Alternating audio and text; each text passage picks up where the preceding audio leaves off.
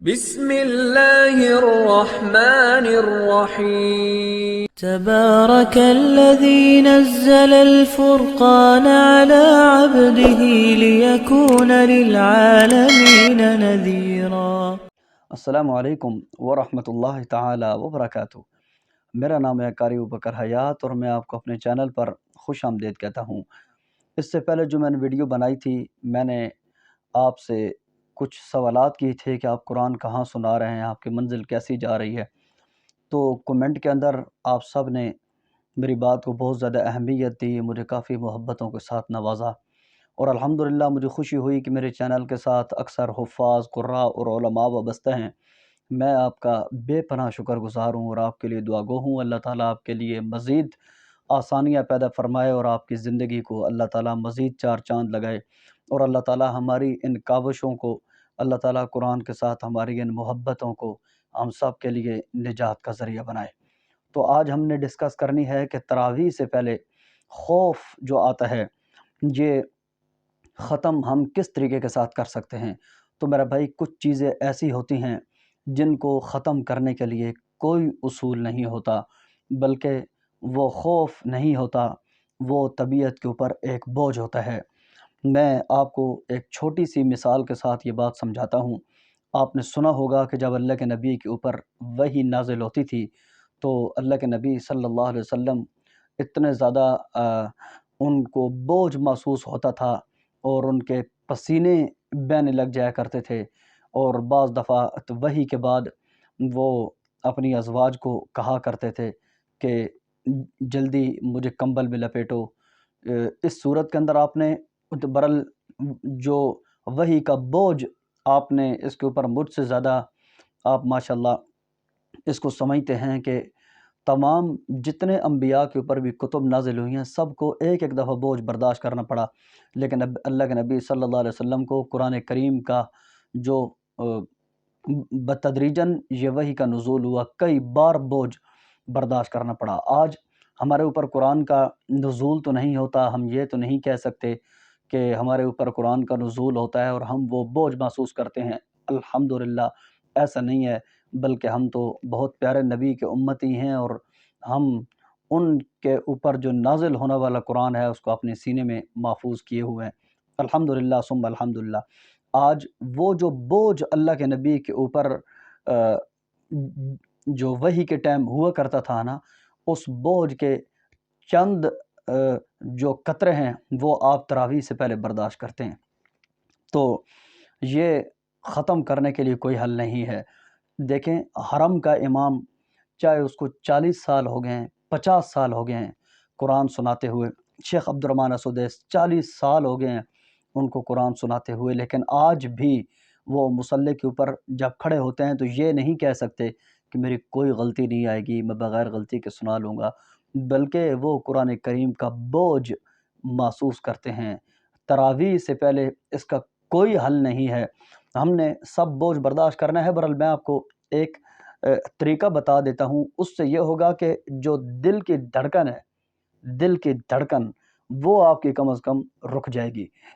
دل کی دھڑکن کا علاج ہے، لیکن جو بوجھ ہے کہ ہم غلطیوں سے بچ سکیں، یہ جو بوجھ ہے کہ ہم کس طریقے کے ساتھ دیکھیں، تراویح پڑھا لینے کے بعد آپ کا جسم آپ کو کافی ہلکا محسوس ہوتا ہوگا۔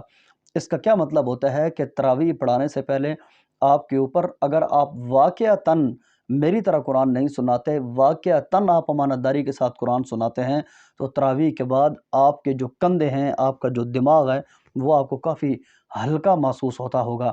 اس کا مطلب یہ ہے کہ بہت بھاری بوجھ آپ نے اتارا ہے۔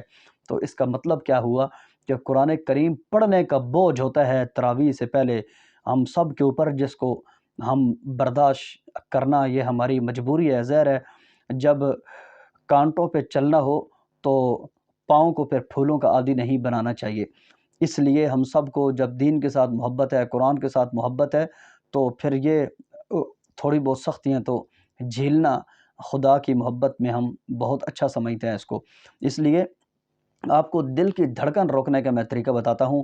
جب تراویح پڑھانے سے پہلے آپ کے دل کی دھڑکن تیز ہو جائے تو دل کی دھڑکن کو آپ اس طریقے کے ساتھ روکیں دیکھیں ناک کے ذریعے سے آپ اس کا تجربہ کر کے دیکھیں، آپ کو فائدہ ہوگا۔ ناک کے ذریعے سے آپ سانس لیں، اس کو سینے میں روکیں، جتنی دیر آپ روک سکتے ہیں اس کو روکیں۔ جس طرح آپ یوگا کرتے ہیں، یوگا اس طریقے کے ساتھ آپ 3 بار پریکٹس کریں۔ دیکھیں، ایک بار میں کرتا ہوں آپ کے سامنے، میں اس کا پریکٹس کرتا ہوں، آپ اس کو دیکھیں۔ یہ 3 بار آپ نے پریکٹس کرنی ہے۔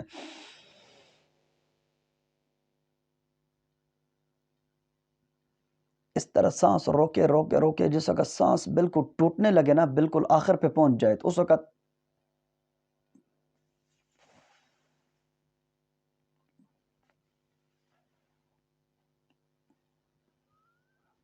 تھوڑا تھوڑا کر کے آپ نے سانس کو نکالنا ہے۔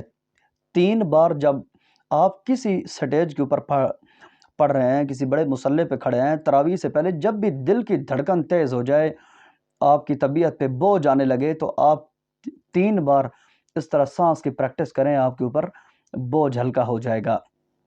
اور اس کے علاوہ باقی غلطیوں کا خوف، منزل کا خوف، اس غلطیاں، آپ بالکل غلطیوں سے مبرہ کوئی بھی نہیں ہے۔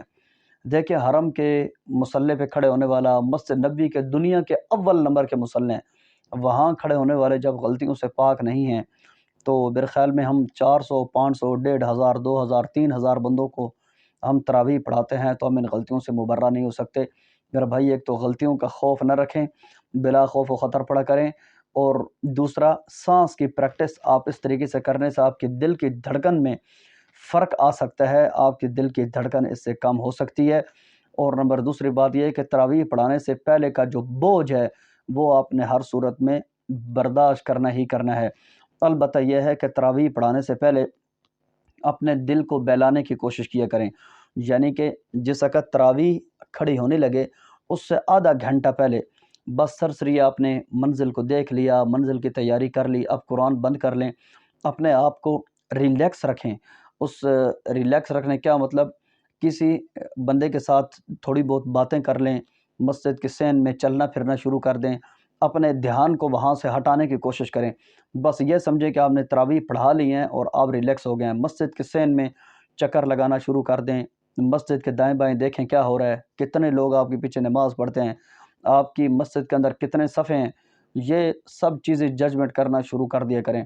یا کسی بندے کے پاس بیٹھ کے اس کا حال حوال پوچھ لیا، دن کیسا گزر رہا ہے، رمضان کیسا گزر رہا ہے، اپنے دل کو بہلانے کی کوشش کریں۔ اس صورت کے اندر آپ بوجھ سے بھی بچ سکتے ہیں اور اپنے دل کو بھی آپ بہلا سکتے ہیں۔ یہ ایک ہیلہ ہے جو میں نے آپ کو بتایا ہے، باقی تراویح کا بوجھ ہم کسی صورت میں بھی ختم نہیں کر سکتے۔ میں نے آپ کو بتا دیا کہ جب ہم نے کانٹوں پہ چلنا ہو تو پھر اپنے قدموں کو پھولوں کی عادت نہیں بنانی چاہیے، اس سے کافی دشواری ہو سکتی ہے۔ بس اس طریقے کے ساتھ آپ سانس کی پریکٹس کریں، دل کو بہلانے کی کوشش کریں، اس سے آپ کی طبیعت پہ کچھ تھوڑا بہت بوجھ ہلکا ہو سکتا ہے۔ اللہ تعالیٰ آپ کا حامی و ناصر ہو۔ اپنے بھائی بکر حیات کو اپنی دعاؤں میں یاد رکھیں۔ اگر اسی قسم کا کوئی سوال ہو تو کومنٹس کے ذریعے سے آپ مجھ سے پوچھ سکتے ہیں، انشاءاللہ میں بھرپور آپ کی ہیلپ کرنے کی کوشش کروں گا۔ اپنے بھائی بکر حیات کو اجازت دیجیے۔ والسلام علیکم ورحمۃ اللہ تعالیٰ وبرکاتہ۔ اللہ حافظ۔